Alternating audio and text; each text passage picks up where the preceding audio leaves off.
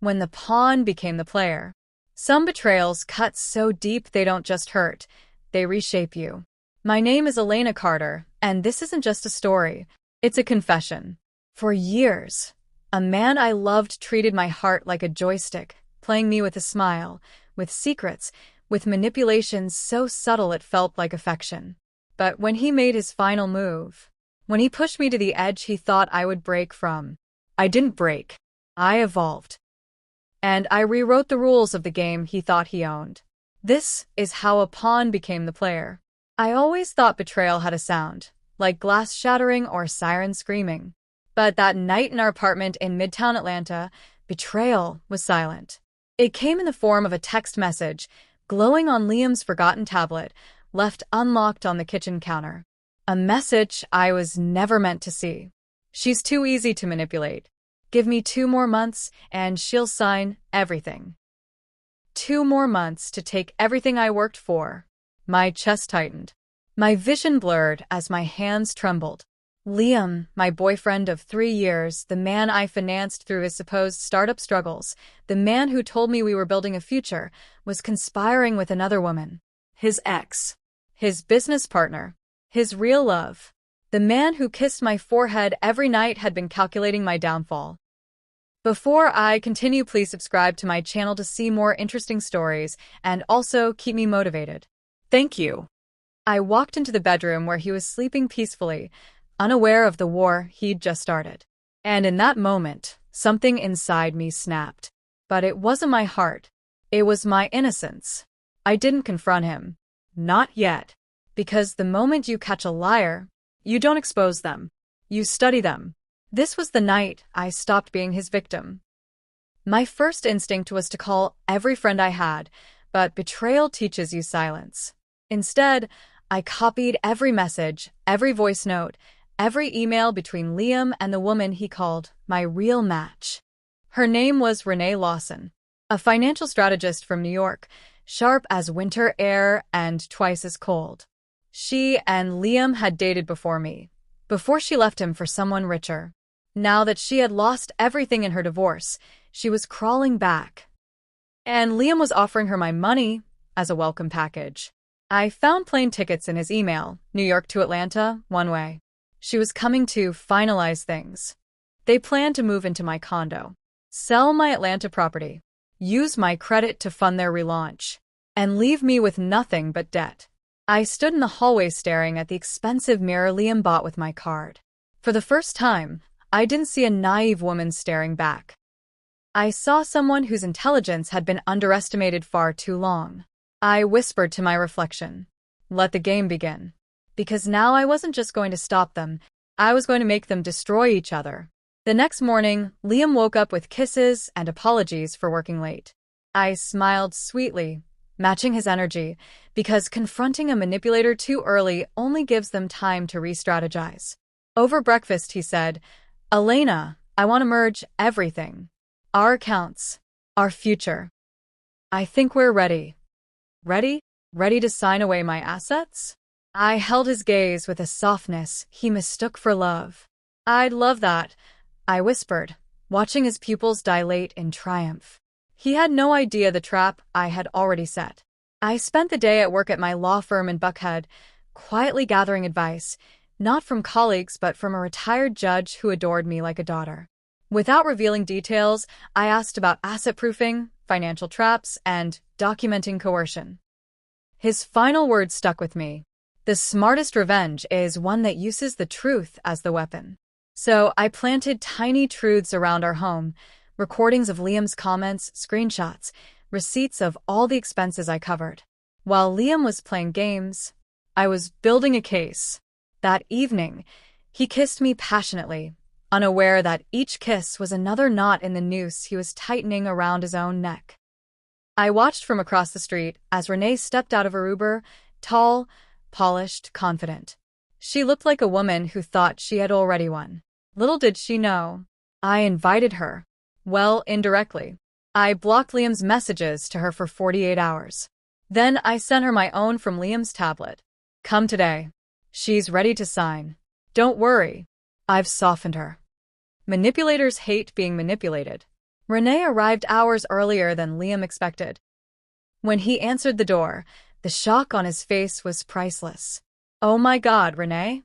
What are you doing here?" he stammered. She pushed past him with a suitcase. "What do you mean? You told me to come early." I watched from the hallway like an angel of silent chaos. They argued in whispers, trying not to alert me. I pretended not to hear. By midnight, they were fighting so loudly the neighbors could hear. Words like idiot, incompetent, and "I told you she's not stupid" echoed through the apartment. Liam slept on the couch that night. Renee slept in the guest room. And I slept peacefully for the first time in months. They thought they were hiding cracks. I was widening them. When dealing with psychological players, emotion is a battlefield. So I gave them exactly what they wanted, a fragile, confused Elena. At breakfast, I pretended my hands were shaking. "Liam, I think I've been too difficult lately. I want us to merge finances. I trust you." His eyes lit up. Renee smirked. They thought they had won. But I recorded everything, my offer, their pressured responses. This would later prove coercion. By the afternoon, I suggested we celebrate in Savannah, Georgia. A weekend getaway. A fresh start. Liam agreed instantly. Renee protested until I said, "You should come too. I want us all to get along." Her ego took the bait. In Savannah, I played the perfect fool. Sweet. Emotional. Vulnerable. As they whispered behind my back, strategizing, I quietly forwarded every whisper to a secure cloud drive. That evening, Renee slipped and called Liam baby in front of me. She froze. Liam panicked. I simply smiled and said, "Don't worry. I know everything." The fear in their eyes was electric. But instead of confronting them, I hugged them. Because people who think you're broken never suspect what you're up to. I knew the Savannah trip would give me exactly what I came for. While Liam and Renee slept, I accessed Liam's laptop using the fingerprint he accidentally left on the screen, a trick I learned from a cybersecurity client. Inside, I found the jackpot. A fraudulent financial plan using my identity. Fake signatures. Bank forms. Lease agreements. Investment contracts. He was going to legally tie me to debt in New York, debt he and Renee would benefit from. I copied everything. The next morning, I acted moody and distant. They assumed guilt had begun eating me alive. Good. Back in Atlanta, they pushed for the signing, but I told them I wanted it to be perfect. So I asked for 2 weeks. 2 weeks in which Liam believed I was preparing papers, but in reality, I was preparing a burial. Not of a person, but of a partnership. I took a week's leave from the law firm and flew to Chicago.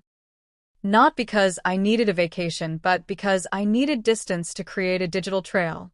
Using a secure workspace, I gathered every piece of evidence and built a timeline of Liam's fraud. Then I drafted a legally binding separation of assets and a forensic financial report. I wasn't just stopping him. I was pulling the rug out from under everything he ever built. Liam called nonstop. Renee texted threats disguised as concern. I responded once. "I'm fine. Just need space. Keep planning. I'll be back soon." The anxiety I planted was growing roots. Meanwhile, I contacted a private investigator in Los Angeles, someone who specialized in uncovering hidden assets and offshore accounts. Turns out, Liam had been hiding money since the beginning. Money he stole from others.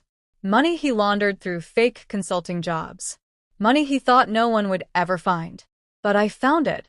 And I traced it. He wasn't just a manipulator. He was a criminal. Returning to Atlanta, I walked into the apartment with a softness that made Liam visibly relax. He hugged me tightly, telling me how much he missed me. Renee watched from the kitchen, eyes narrowed. "Where were you?" she asked, her tone sharp. "I told you." I smiled. I needed clarity. Liam draped an arm around me protectively, pretending he chose me over her. But I noticed the way his hand trembled. He was afraid. Good. Over dinner, he brought out the financial merge documents, freshly printed. "We can sign tonight," he urged. I blinked. Tonight? Liam, I'm tired. Renee slammed her fork down. Elena, don't you want a future with him? Of course I do, I said sweetly. That's why I should sign when I'm calm. They exchanged a glance. There was urgency behind their eyes. They needed me to sign before Renee's ex-husband froze her assets or before Liam's silent partners came knocking. They were drowning. And I was the raft they planned to climb on. But what they didn't know was, I was already full of holes. 3 days later, I woke up to find every closet drawer open. My documents missing. My safe broken into. Liam stood there pretending to be shocked. Elena, someone broke in. Quick, check your files. He thought I had kept the originals at home. I hadn't. I kept decoys. Intentionally misleading copies. Renee paced frantically. We don't have time. Can't you just sign the duplicates? Duplicates. She said it too quickly. Liam shot her a glare. And in that moment, I realized something deeper. They weren't partners. They were liabilities to each other. I gasped dramatically. Why are you two so desperate? Renee snapped. Because you owe him. You owe both of us. Liam shouted. Renee, shut up. The instability between them cracked wide open. That afternoon, I filed a police report for a break-in, planting another seed in the timeline of evidence. By nightfall, Liam was apologizing with roses. Renee was threatening with emails. Both were falling exactly where I needed them. I created a fake financial document, an account under my name showing a $250,000 wire transfer to an offshore bank. It looked real. It looked desperate. I left it on the dining table. Renee found it first. She gasped. Liam, she's moving the money. He rushed in. His face strained. Elena, what is this? I acted confused. What money? He shoved the paper at me. Don't play stupid. Why are you tracking my finances? I shot back. Renee screamed, because that money is our future. Oops. Their secret slipped. I trembled, pretending to cry. I need time to think. Then I stormed out. Outside the apartment, I took a deep breath of cold Atlanta air. Inside, chaos erupted, yelling, accusations, panic. I had planted a financial grenade, and they were holding the pin. 2 nights later, I invited them to sit down and talk. Let's clear the air, I suggested. Liam agreed instantly. Renee hesitated, her eyes darting around like she sensed a trap. We sat. 3 glasses of wine, a quiet living room, and my phone recording silently in my pocket. I played the confused fool. Tell me honestly, did you ever love me? Liam sighed dramatically. Elena, you were stable. You funded the dream. Renee added dismissively. You were the means to an end. That's all. My chest tightened, but I held back the tears until they flowed naturally. Pain is the best disguise. Liam continued. We didn't want to hurt you. We planned to settle you after everything was done. Settle me. As if I were a lawsuit. I whispered. Thank you for your honesty. They thought I was breaking. I was only gathering ammunition. The recording captured every word. I drove to my law firm early the next morning and met privately with 2 trusted mentors, one a partner, one a senior investigator. I told them everything. Not emotionally. Not dramatically. Clinically. They listened. And unlike Liam, they didn't underestimate me. By noon, I had a team. We drafted a multi-layered legal shield. A restraining order template. Fraud documentation. A financial separation agreement. A property freeze. A civil lawsuit outline. A report prepared for the FBI's Financial Crimes Division. I wasn't going after his heart. I was going after his freedom. One of the partners looked me in the eyes and said, Elena, he targeted the wrong woman. That night, I slept peacefully, even with Liam's arm around me, because I already knew, when the dawn came, his world would end. I triggered the first domino by filing a quiet motion in Atlanta courts to freeze any property under my name. Liam received the notification the next morning. He stormed into the kitchen. Elena, what is this? I feigned shock. What are you talking about? You froze the condo. You froze everything. I covered my mouth in fake horror. Liam, I've been paranoid since the break-in. I thought it was thieves. Renee scoffed. She's lying. She knows. Liam grabbed her wrist. Shut up before you ruin everything. They began fighting again. This time, louder. More desperate. I walked away, leaving them to destroy each other. By evening, Liam was apologizing again. By nightfall, he begged. By midnight, he was silent. They didn't know what move was coming next. But I did. Renee's ex-husband finally made his move, a court order freezing her assets and demanding repayment of stolen alimony funds. She received the email while I was cooking dinner. She screamed. Liam rushed to her side. What now? She shoved her phone at him. This is your fault. You said Elena's assets would be ours by now. I listened from the hallway. Liam hissed. Don't blame me. She's smarter than we thought. Renee snapped. Then fix it. His reply was soft but deadly. Maybe we don't need her anymore. I froze. They were considering eliminating me financially, or worse. My heartbeat stayed steady. Because I didn't need to fight fear. I was their fear. Renee confronted me the next morning. Elena, sign the documents now. Why the rush? I smiled. Because we're drowning, she screamed. Liam grabbed her arm, whispering harshly, calm down. She slapped him. He shoved her. And right there, right in front of me, their partnership cracked open into violence. Police sirens echoed outside. Neighbors had already called for noise. Perfect. When the officers arrived, I played the frightened girlfriend. They keep fighting. I'm scared. The police separated them and asked questions. Without realizing it, Liam confessed to things he should never say in public. Renee contradicted him. They exposed each other. Seeds of doubt turned into trees of destruction. That night, Liam sobbed, Elena, things are falling apart. Please just trust me. I hugged him gently. Trust him? He had no idea trust had expired months ago. I invited Renee to meet me at a cafe in Charlotte, North Carolina, pretending I wanted peace. She came, wild-eyed, exhausted, angry. I know Liam's using me, she said. I know he's lying to us both. But I'm not going down alone. I nodded softly. What do you want? Her voice cracked. Help me. I'll tell you everything. Every scam. Every secret offshore account. Every person he owes money to. I leaned in. I need proof. She slid a USB drive across the table. The moment I touched it, I knew. Game over. She thought she was using me to destroy him. But she didn't know. I already had everything. This was just the final nail. When I returned to Atlanta, I filed my lawsuit. Elena Carter versus Liam Hayes. Claims. Fraud. Identity theft. Coercion. Financial manipulation. Emotional abuse. Conspiracy with third parties. Attempted extortion. Liam was served the next morning. He collapsed onto the couch, reading page after page. His hands shook violently. Elena, please tell me this isn't real. It's real, I said calmly. He cried harder. You're ruining my life. No, I whispered. You ruined your own. Renee approached him. What do we do? He pushed her away. You started this. You made her suspicious. Their fallout was magnificent. I recorded every moment. Because the game wasn't over.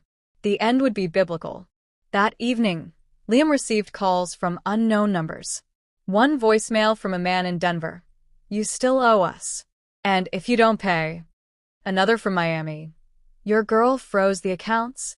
You better fix this. Another from Las Vegas. We know you've been hiding offshore. Time's up. He paled with each message. By midnight, he wasn't just desperate. He was hunted. Renee packed her bags to leave him. He blocked her exit. They fought again. The neighbors called the police again.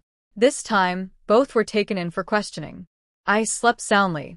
Justice was simmering. I took everything to a journalist in Dallas who specialized in exposing financial predators. He reviewed my evidence and said one sentence that made my heart soar. "This is airtight, Elena. He can't escape this." 2 days later, articles hit the internet. Atlanta man accused of defrauding partner and running offshore scheme. Liam's face plastered everywhere. Clients fled. Investors ghosted him. His reputation, the thing he cherished most, was dust. Renee called me screaming, "You've destroyed both of us." I whispered, "No, Renee. You destroyed yourself when you chose greed." She hung up, and for the first time, I felt free. With Liam collapsing under public humiliation, financial investigations, and criminal inquiries, I made my final private move. I sent him a message. "We need to talk." He arrived trembling, eyes red. "Elena, please help me. I can't survive this." I looked him dead in the eyes. "You shouldn't have underestimated me." He fell to his knees. "I loved you in my own way." "No," I said coldly. "You loved what I could give you." He cried harder, a broken shell. Then I delivered the last blow. "I'm withdrawing my lawsuit after I transfer all your hidden assets to the victims you scammed." "What?" No, you can't." "I already did." He screamed, a sound that wasn't human. I walked away. His empire had fallen. But the ending wasn't for him. It was for the woman I used to be. 3 weeks later, Liam faced criminal charges in Atlanta. I attended quietly, sitting in the back row. He looked nothing like the man I once loved. Thin, pale, shaking, hair unkempt, suit oversized. He spotted me and mouthed, "Please." The judge spoke sternly. "Mr. Hayes, based on the evidence, your actions show a pattern of fraud, identity theft, and emotional coercion." Liam swayed. His lawyer whispered urgently, "Stay calm." But he didn't.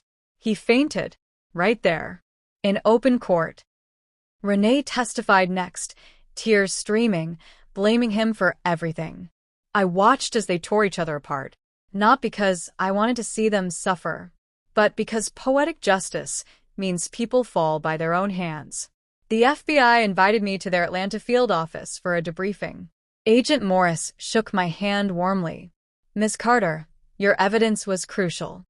They asked how I uncovered the offshore accounts, the cryptocurrency laundering, the hidden victims. I answered calmly, professionally. When the interview ended, the agent said something that stayed with me. "You survived psychological warfare. Most people don't. You didn't just escape, you rebuilt the battlefield." I stepped outside into the sunlight, inhaling deeply. I was no longer a pawn, no longer afraid. I was reborn. My lawyers finalized the last part of my plan, a legal declaration cutting every financial tie between me and Liam. I signed it, walked outside, and for the first time in years, my hands didn't shake. The condo was officially mine. My assets, protected. My identity, safe. My future, untouched by his poison.